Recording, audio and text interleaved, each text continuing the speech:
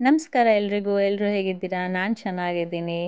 ಇವತ್ತಿನ Sunday special ತೋರಿಸೋಣ ಅಂದ್ಬಿಟ್ಟು ಈ ವ್ಲಾಗ್ ಮಾಡ್ತಾ ಇದ್ದೀನಿ. ನಮ್ಮ ಮನೇಲಿ ಇವತ್ತು catla sambar and fish kebab. So ಅದಕ್ಕೆ ಏನೇನು ಪ್ರಿಪ್ರೇಷನ್ ಬೇಕೋ ಎಲ್ಲ ಮಾಡ್ಕೊತಾ ಇದ್ದೆ. ಸೊ ಅದ್ರ ಜೊತೆಗೆ ನಮ್ಮ ಹಸ್ಬೆಂಡ್ ಸ್ವಲ್ಪ ಹೆಲ್ಪ್ ಮಾಡ್ತಾಯಿದ್ರು. ಸೊ ಎಲ್ಲ ಕ್ಲೀನ್ ಮಾಡ್ಕೊಡ್ತಾಯಿದ್ರು, ಉಪ್ಪು ಅರಿಶಿನ ಹಾಕ್ಬಿಟ್ಟು. ಕ್ಲೀನ್ ಮಾಡ್ಕೊಂಡಾದಮೇಲೆ ಈ ಥರ ಬಾಂಗ್ಡಾ ಫಿಶ್ನ ಮಧ್ಯೆ ಕಟ್ ಮಾಡ್ಕೊತಾ ಇದ್ವಿ. ಯಾಕೆಂದರೆ ಉಪ್ಪು ಖಾರ ಸ್ವಲ್ಪ ಹಿಡಿಬೇಕಲ್ವಾ, ಅದಕ್ಕೆ ಅದು. ಸೊ ಏನೇನು ಇಂಗ್ರೀಡಿಯೆಂಟ್ಸ್ ಬೇಕು ಅಂತ ನೋಡೋಣ ಬನ್ನಿ. ಕಬಾಬ್ ಪೌಡರ್, ಕಾರ್ನ್ಫ್ಲೋರ್,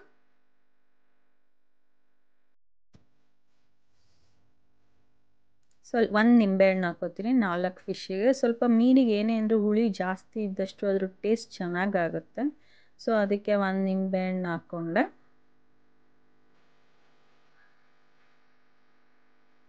ಶುಂಠಿ ಬೆಳ್ಳುಳ್ಳಿ ಪೇಸ್ಟ್ ಹಾಕ್ತಾ ಇದ್ದೀನಿ.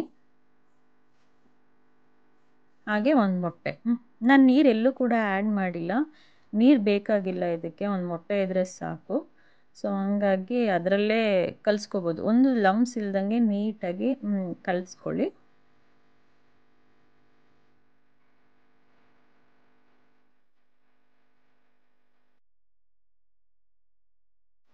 ಇದನ್ನು ಬೌಲಲ್ಲಿ ಕಲಿಸೋದಕ್ಕಾಗಲ್ಲ, ಯಾಕೆ ಅಂತ ಹೇಳಿದ್ರೆ ಮತ್ತೆ ನಾವು ಫ್ರಿಜ್ಜಲ್ಲಿ ಇಡೋಕ್ಕೆ ಹೋದರೆ ಸರಿ ಹೋಗೋದಿಲ್ಲ. ಸೊ ಅದಕ್ಕೆ ತಟ್ಟೆ ಇಟ್ಕೊಬಿಟ್ಟು ಈ ಥರ ಪೂರ್ತಿ ಮೀನಿಗೆ ಫುಲ್ ಸವರ್ಕೊಬಿಟ್ಟು ಅದನ್ನು 1 ಅವರ್ ಫ್ರಿಜ್ಜಲ್ಲಿ ಮ್ಯಾರಿನೇಟ್ ಮಾಡಿಬಿಟ್ಟು ಇಟ್ಟಿರ್ತೀನಿ. ಆವಾಗ ಸ್ವಲ್ಪ ನೀಟಾಗಿ ಕ್ರಿಸ್ಪಿನೆಸ್ ಆಗಲಿ ಅದೆಲ್ಲ ಚೆನ್ನಾಗಾಗುತ್ತೆ.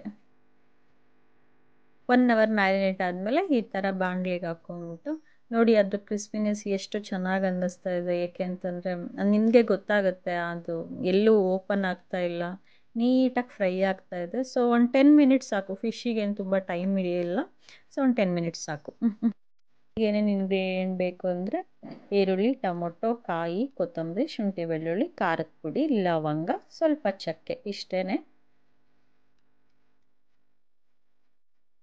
ಅಷ್ಟನ್ನು ಪೂರ್ತಿ ಹಾಕ್ಬಿಟ್ಟು ಫೈನ್ ಗ್ರೈಂಡ್ ಪೇಸ್ಟ್ ಮಾಡ್ಕೊಂಡಿದ್ದೀನಿ. ನಾವು ಎಷ್ಟು ಸಣ್ಣಗೆ ರುಬ್ಕೋತೀವೋ ಅಷ್ಟು ಸಾಂಬಾರು ಟೇಸ್ಟ್ ಬರುತ್ತೆ. ದಪ್ಪ ದಪ್ಪ ರುಬ್ಬಿದಷ್ಟು ಯಾವುದೇ ಒಂದು ಅಡುಗೆ ತೊಗೊಳ್ಳಿ ಅಷ್ಟು ಟೇಸ್ಟ್ ಬರೋದಿಲ್ಲ. ಸೊ ಇವಾಗ ನಾನು ತವಾನ ಬಿಸಿ ಮಾಡ್ಕೊತಾ ಇದ್ದೀನಿ.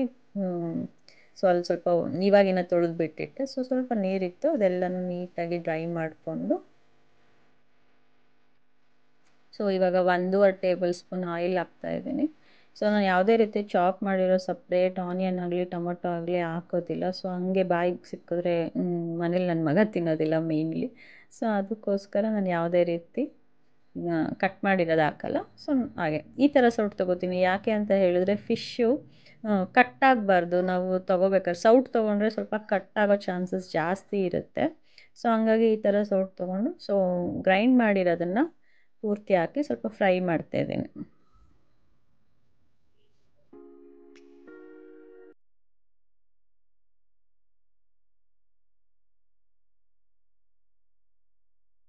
ಚೆನ್ನಾಗಿ ಫ್ರೈ ಆದಮೇಲೆ ಸೊ ಮಿಕ್ಸಿಲಿ ಇದ್ದಿದ್ದ ಹಾಗೇ ಖಾರನೂ ನೀರು ಹಾಕ್ಬಿಟ್ಟು ಹಾಕ್ತಾಯಿದ್ದೀನಿ.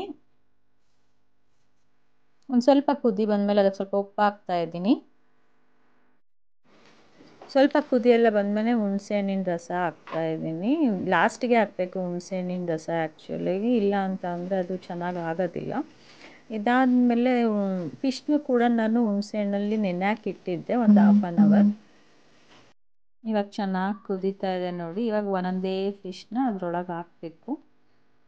ಸೊ ಸ್ಪೇಸ್ ನೋಡ್ಕೊಂಡು ಹಾಕಬೇಕು, ಒಂದ್ರ ಮೇಲೆ ಹಾಕಬಾರ್ದು. ಸೊ ನೀಟಾಗಿ ಎಲ್ಲ ಸ್ಪೇಸ್ ನೋಡ್ಕೊಂಡು ಅದಕ್ಕೆ ಫಿಶ್ಶಿಗೆ ಸ್ವಲ್ಪ ಅಗಲ ಇರೋ ಪಾತ್ರೆ ತೊಗೊಂಡ್ರೆ ಚೆನ್ನಾಗಾಗುತ್ತೆ. ಗುಂಡುಕಿರೋ ತೊಗೊಂಡ್ರೆ ಸೌಟ್ ಆಡ್ತಾ ಆಡ್ತಾ ಆಡ್ತಾ ಅದು ಕಟ್ಟಾಗೇ ಹೋಗ್ಬಿಡುತ್ತೆ.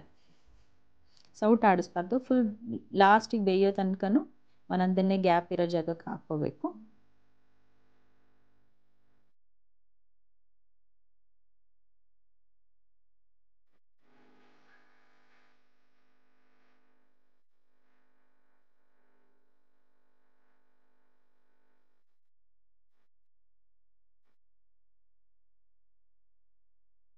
ಒಂದು ಅರ್ಧ ಅಷ್ಟು ಪ್ಲೇಟ್ ಮುಚ್ಚಬೇಕು, ಪೂರ್ತಿ ಮುಚ್ಚಬಾರ್ದು, ಅದು ಉಪ್ಪುತ್ತೆ.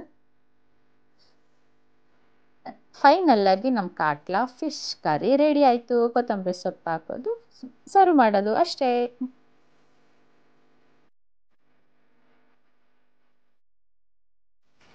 ಹಾಯ್ ಹಲೋ ನಮಸ್ಕಾರ. ಇವತ್ತಿನ ಸಂಡೇ ಸ್ಪೆಷಲ್ ನಮ್ಮ ಮನೆಯಲ್ಲಿ ಬಾಂಗ್ಡಾ ಫಿಶ್, ವೈಟ್ ರೈಸ್, ಸೌತೆಕಾಯಿ, ಈರುಳ್ಳಿ, ಮುದ್ದೆ ಮತ್ತು ಕಾಟ್ಲಾ ಫಿಶ್ ಸಾಂಬಾರ್. ದಯವಿಟ್ಟು ಶೇರ್, ಸಬ್ಸ್ಕ್ರೈಬ್ ಮತ್ತು